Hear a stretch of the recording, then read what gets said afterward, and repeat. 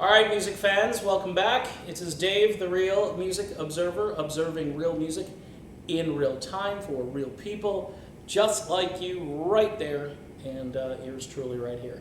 All right, so social media sometimes is a really hostile place. If you're an aging rock and roll star and you don't look the way you used to look back in, say, the 1980s, folks, it's like, 30 years ago, and if you started out, early in the decade like Motley Crue did, you're looking at like 35 years ago from when you first jumped on a stage and started, screaming at the top of your lungs. Vince Neil is a guy who I respect because he basically paid his dues and succeeded on his own merits. I think he is a very good vocalist for the kind of music that Motley Crue offers up.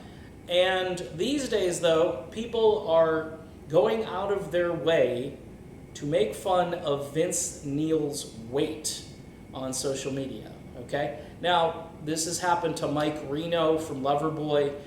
It's happened to Ann Wilson from Heart. Look, folks, people age, and sometimes their metabolism isn't what it used to be. These guys used to party hard and eat and drink and do whatever they wanted to do, and once you get older, you can't do that stuff anymore. Now, I understand the mentality as well. If he wants to continue to be a rock star, he's got to keep himself in tip-top shape, really, because all the people who are attending the concerts, everybody's really in great athletic shape, and these are people who are probably Vince's age, in some cases maybe older, in some cases maybe a few years younger, but of course none of those people have a beer belly or anything like that. No, it's okay to go to the concert looking like HE double hockey sticks, okay? But the guy on stage, he's got to be, this perfectly fit, specimen up there, and it's just kind of laughable what's going on now. Look, he still sings well. It's great that he's on stage. I know people had the same issue, I think, with Stephen Pearcy lately from Rat. He's back out there with his bass player there. I think it's Juan Crucier.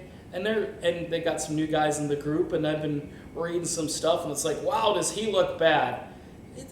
Folks, I don't know if you've checked, but there's this thing called mortality that's going on, and I know it's been going on for a long time. So if you're expecting to see, a guy who looked exactly like he did in 1985, not everybody can be Paul Rodgers or Rick Springfield or Sammy Hagar, although Sammy is, I think he's starting to get a little bit of a beer gut there, or a tequila belly, whatever you want to call it.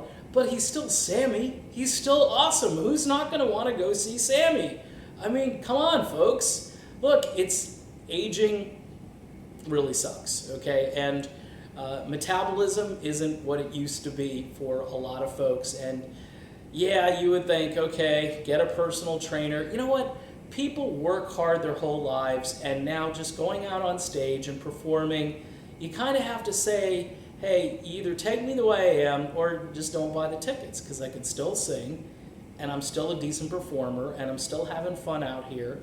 And most of the people in the audience look as bad as I do, if not worse. So why are you hurling stones at me? It doesn't make sense. But this is social media. Again, Vince Neil shouldn't be fat shamed. He shouldn't. You shouldn't even go there. It's just not a topic worth your time. But again, I've had some experiences here in social media, and people really don't care. I think they just get off on the fact that they're able to kind of put someone else down. Meanwhile, nobody's turning the camera around on them and seeing what they look like and seeing what they eat or any of this stuff. This stuff is just bad, and it's just bad for society. And if you want to see an aging rock star, don't expect them to look the same way they did in 1985, because they're just not. All right, done. I'm the Real Music Observer. I'll be back, so hang out, stay tuned, there's more.